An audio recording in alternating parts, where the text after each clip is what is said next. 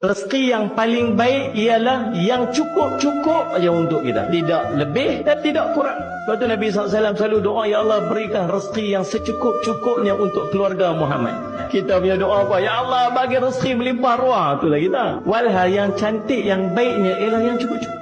Ya untuk kita. Seorang dia pergi jumpa dengan bapak dia. Bapak dia kata, buatkan kopi, bawa gula. Jangan bancuh kopi tu, bawa kopi, bawa gula. Dan bapak dia kata, minum kopi tanpa gula tu. Dia pun minum, pahit tak sedap. Ambil satu sudu gula masuk, kacau. Dia kata rasa manis sikit tapi tak sedap lagi.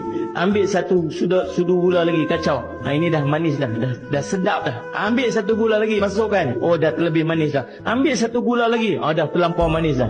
Ambil satu gula lagi, dah terlebih manis dah, tak boleh minum. Itulah rezeki. Itulah harta.